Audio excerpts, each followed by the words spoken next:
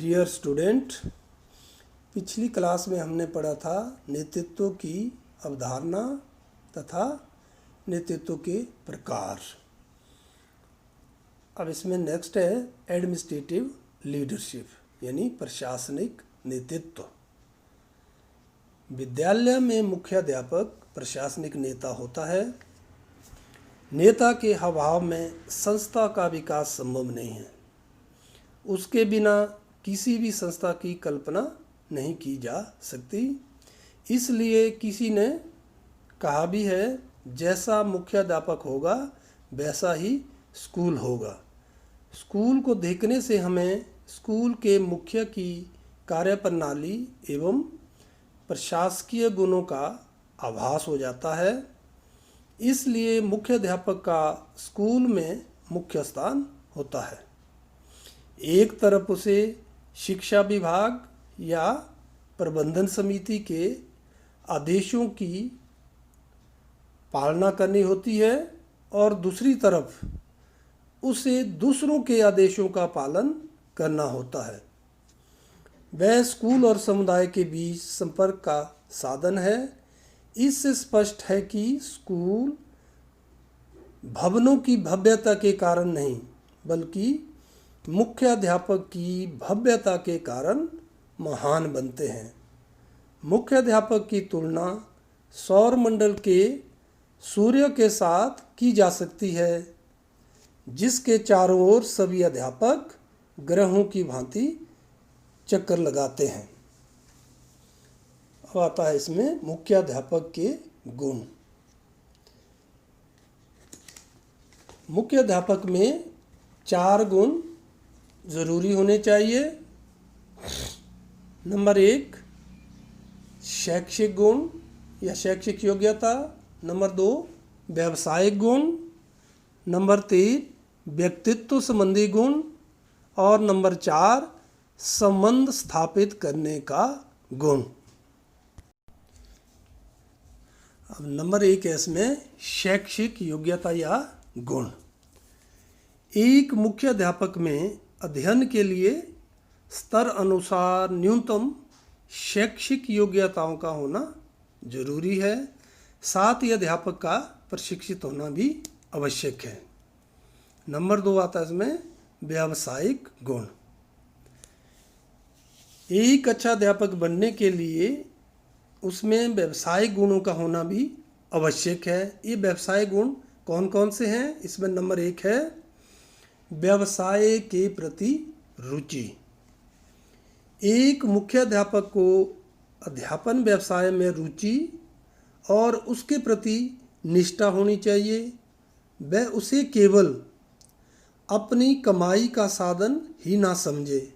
अध्यापक यदि मजबूरी में अध्यापक बनता है तो वास्तव में वह अध्यापक बनने के योग्य नहीं है। फिर नंबर 2 आया विषय का पूर्ण ज्ञान। अध्यापक को विषय का पूर्ण ज्ञान नहीं है तो वह विद्यार्थियों की विषय संबंधी समस्याओं का समाधान नहीं कर पाएगा, जिससे छात्र उसका आदर नहीं करेंगे। तो अध्यापकों को क्या होना चाहिए? मुख्याध्यापक को विषय का पूर्ण ज्ञान होना चाहिए। और नंबर 3 है मनोविज्ञान का ज्ञान। एक कक्षा में अलग अलग प्रकार के बच्चे होते हैं, उनकी समस्याएं भी अलग अलग हो सकती हैं।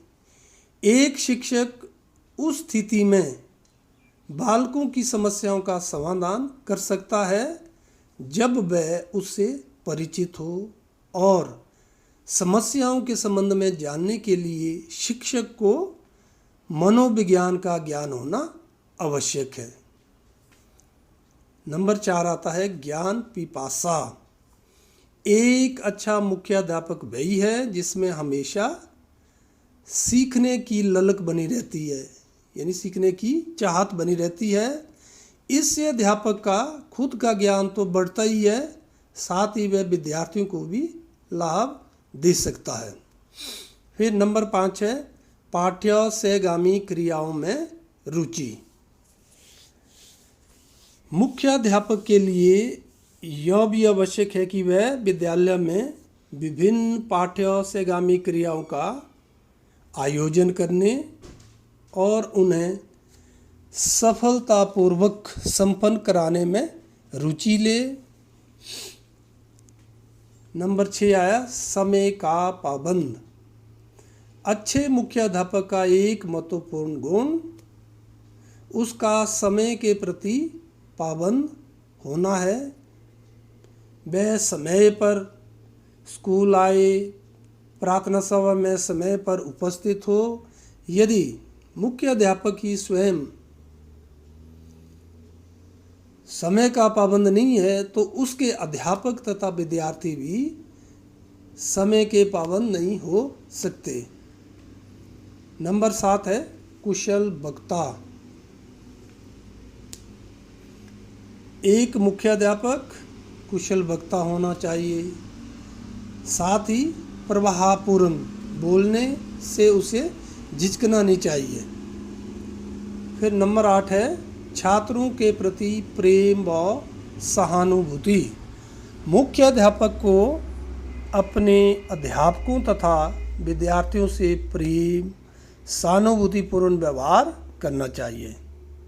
विद्यार्थियों द्वारा पूछे गए प्रश्नों का संतोषजनक रूप से उत्तर देना चाहिए। उनकी समस्याओं का सहानुभूतिपूर्ण समाधान करना चाहिए। अब नंबर 3 व्यक्तित्व संबंधी गुण। इसमें नंबर 1 आता है वेशभूषा।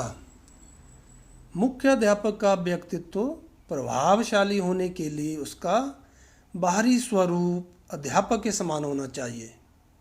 यानी अध्यापक को साफ सुथरे प्रेस किए हुए तथा उचित कपड़े पहनने चाहिए। बालों को ढंग से संवार कर कक्षा में जाना चाहिए। इससे छात्रों के ऊपर अच्छा प्रभाव पड़ता है। नंबर 2 आता है अच्छा स्वास्थ्य। मुख्याध्यापक का शारीरिक रूप से स्वस्थ होना भी आवश्यक है। यदि शिक्षक स्वस्थ नहीं होगा तो वह कक्षा में क्या पढ़ाएगा। नंबर 3 उच्च गुणवत्ता। एक मुख्याध्यापक को चारित्रिक रूप से दृढ़ होना चाहिए, क्योंकि शिक्षक के चरित्र का प्रभाव उसके छात्रों पर शीघ्र ही पड़ता है। इसलिए हेडमास्टर यानी मुख्याध्यापक के अपने विद्यार्थियों के सामने अपने आप को अच्छे रूप से प्रस्तुत करना चाहिए। नंबर 4 है नेतृत्व शक्ति। एक अच्छे मुख्याध्यापक को नेतृत्व शक्ति भी होनी चाहिए। उसे अपने छात्रों को प्रत्येक क्षेत्र, शिक्षण अधिगम, पाठ्यसेगामी क्रियाएं तथा अनुशासन बनाए रखने में कुशल एवं प्रभावशाली नेतृत्व प्रदान करना चाहिए। फिर नंबर 5 है धैर्यवान। मुख्याध्यापक को क्या होना चाहिए? धैर्यवान होना भी आवश्यक है। छात्रों तथा अध्यापकों द्वारा प्रश्न पूछने पर उसे गुस्सा नहीं करना चाहिए, बात बात में झुंझलाना नहीं चाहिए, बल्कि धैर्य के साथ सोच समझकर बच्चों तथा अध्यापकों के प्रश्नों का उत्तर देकर उन्हें संतुष्ट करना चाहिए।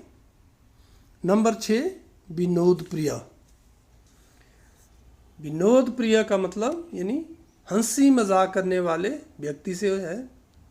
यदि कोई शिक्षक अपना चेहरा गुस्से से लाल रखता है तो छात्र उस अध्यापक से अप्रसन्न रहते हैं, नाराज़ रहते हैं। इसलिए मुख्याध्यापक को हमेशा खुश रहना चाहिए। नंबर 7 है उत्साह।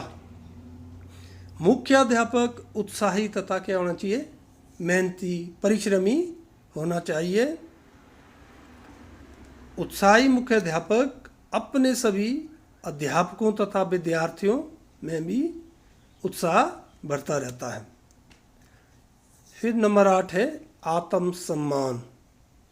जिस शिक्षक में आत्मसम्मान की भावना नहीं होती है वे अध्यापक कहलाने के योग्य नहीं है। एक अच्छा और प्रभावशाली मुख्याध्यापक वह है जो अन्य अध्यापकों तथा विद्यार्थियों के सामने किसी गलत बात के लिए नहीं झुकता है, किसी प्रकार का अन्याय सहन नहीं करता है।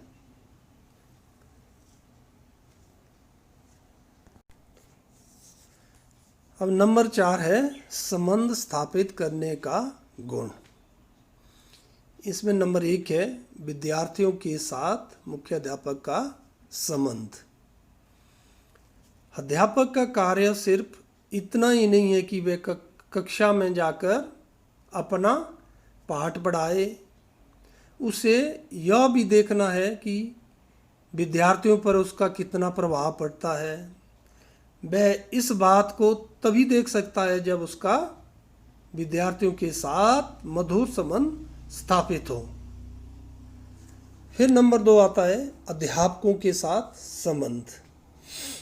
मुख्य अध्यापक अपने सहकर्मियों का सहयोग तथा विश्वास प्राप्त करके ही स्कूल का उचित संचालन कर सकता है। अच्छा मुख्य अध्यापक वही है जो अपने साथी अध्यापक के साथ प्रेम और सहयोग का व्यवहार करे, उसके विचारों का आदर करे। फिर नंबर 3 आया अभिभावकों के साथ संबंध। एक मुख्य अध्यापक वह है जो छात्रों के साथ साथ उनके माता पिता से भी मधुर संबंध बनाता है। इसके लिए उसे विद्यार्थियों के माता पिता को समय समय पर उनके बच्चों की यानी प्रोग्रेस रिपोर्ट से परिचित कराते रहना चाहिए, बल्कि समस्याओं के समाधान के लिए भी विचार विमर्श करना चाहिए। फिर नंबर 4 आता है मुख्य अध्यापक के समाज के साथ कैसा संबंध होना चाहिए। जिस समाज में विद्यालय स्थित है मुख्य अध्यापक को चाहिए कि वह उस समाज से भी अच्छे संबंध बनाएं। इससे समाज के व्यक्ति विद्यालय की उन्नति में सहायक सिद्ध हो सकते हैं। एक श्रेष्ठ व अच्छे मुख्य अध्यापक में शिक्षक के गुण होना ही पर्याप्त नहीं है, बल्कि उसमें उपयुक्त सभी गुणों का होना भी आवश्यक है।